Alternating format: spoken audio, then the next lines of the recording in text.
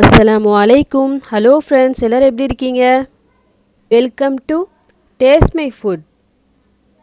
இன்றைக்கி நம்ம என்ன ரெசிபி பார்க்க போகிறோன்னா, ரவையை வச்சு ஒரு கட்லெட் எப்படி செய்யதான் பார்க்க போகிறோம். ரவையில் கட்லெட்டா எப்படின்னு கேட்குறீங்களா?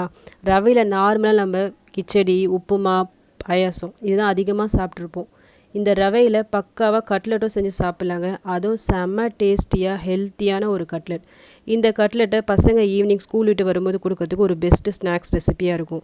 உங்கள் வீட்டுக்கு யாராவது கெஸ்ட்டு வந்தால் நீங்கள் டிஃப்ரெண்ட்டாக ஏதோ செஞ்சு கொடுக்கணும்னு ஆசைப்பட்டால் ஒரு சேஞ்சுக்கு இது செஞ்சு கொடுங்க. கண்டிப்பாக ரொம்ப டேஸ்ட்டாக இருக்கும். அவங்களும் உங்களை ரொம்ப பாராட்டுவாங்க. அந்த கட்லெட்டை எப்படி செய்யுதுன்னு பார்க்கலாம் வாங்க.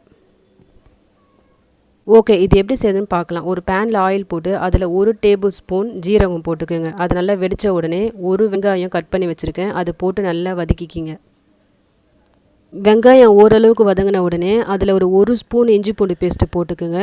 அதையும் போட்டு நல்லா வதக்கிக்கிங்க. இது ஓரளவுக்கு வதங்கின உடனே இதில் நான் 1 ஸ்பூன் அளவுக்கு மிளகாத்தூள் போட்டிருக்கேன். இந்த ஸ்டேஜில் நீங்கள் பச்சை மிளகாய் கூட போடலாம். நான் பசங்க சாப்பிட்றதால பச்சை மிளகாய் ஸ்கிப் பண்ணிட்டேன் கடிப்போடுன்றதுக்காக. ஸோ நான் மிளகாத்தூள் அதுக்கு பதிலாக ஆட் பண்ணியிருக்கேன். நெக்ஸ்ட்டு நான் ஒரு பெரிய கேரட்டு துருவி வச்சுருக்கேன், அதையும் போட்டு ஒரு 2 மினிட்ஸ் வதக்கி விட்டுக்குங்க. 2 நிமிஷம் கழித்து இப்போ தண்ணி ஆட் பண்ணிக்கலாம். நான் இதில் 1 கப் அளவுக்கு ரவை சேர்க்க போகிறேன். ஸோ 2 கப் அளவுக்கு தண்ணி போட்டிருக்கேன். அது கூடவே உப்பு போட்டு இது நல்லா பாயில் வரைக்கும் வெயிட் பண்ணலாம். ரொம்ப கொதி வரணும்னு அவசியம் இல்லை, சும்மா லைட்டாக கொதிச்சா போதும். நான் இப்போ 1 கப் அளவுக்கு ரவை எடுத்திருக்கேன், அது இதில் ஆட் பண்ணிக்கிறேன். அது போட்டு நல்லா கட்டி இல்லாமல் நல்லா மிக்ஸ் பண்ணி விட்டுக்குங்க. இப்போ இந்த மாதிரி இந்த தண்ணியெல்லாம் நல்லா ட்ரை ஆகிட்ட பிறகு நம்ம ஸ்டவ் ஆஃப் பண்ணிக்கலாம்.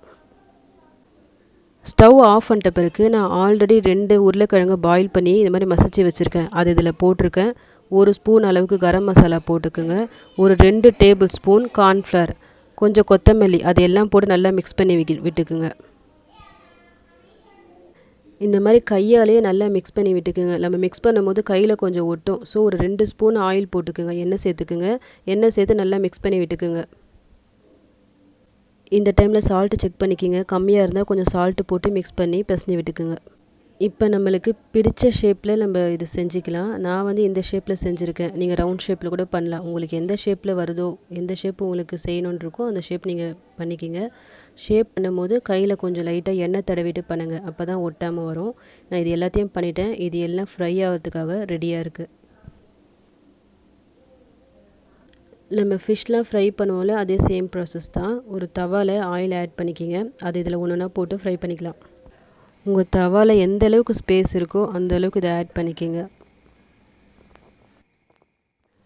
இது ஃப்ரை பண்ணும்போது ஹை ஃப்ளேமில் வைக்காதீங்க, மீடியம் ஃப்ளேமில் வைங்க. லோ டு மீடியம் வைங்க. ஒரு சைடு கோல்டன் ப்ரௌன் கலர் வந்த உடனே இது ஒன்றுனா நம்ம திருப்பி போட்டுக்கலாம்.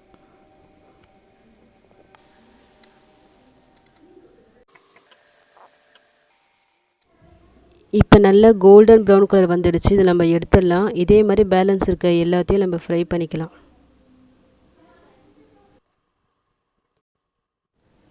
பேலன்ஸ் இருக்க எல்லாத்தையும் நான் ஃப்ரை பண்ணி எடுத்துட்டேன். இப்போ இந்த கட்லெட்டு சாப்பிட்றதுக்கு ரெடியாக இருக்குது. இது வெளியே நல்ல கிறிஸ்பியாகவும் உள்ளே நல்லா சாஃப்டாகவும் சாப்பிட்றதுக்கு செம்ம டேஸ்டியாக இருக்கும். இது ரவையில் செஞ்ச கட்லெட் அப்படின்னு நீங்கள் சொன்னால் தான் தெரியும். இது தொட்டுக்கிறதுக்கு கெச்சப் நல்லாயிருக்கும், அப்படி இல்லைனா தேங்காய் சட்னியும் நல்லாயிருக்கும். ஏதாவது டிஃப்ரெண்ட்டாக ரெசிபி நீங்கள் செய்யணும்னு ஆசைப்பட்டால் இன்றைக்கி இது ட்ரை பண்ணி பாருங்கள். அப்படியே விடாமல் எப்படி வந்துச்சுன்னு எனக்கு கமெண்ட்ஸில் சொல்லுங்கள்.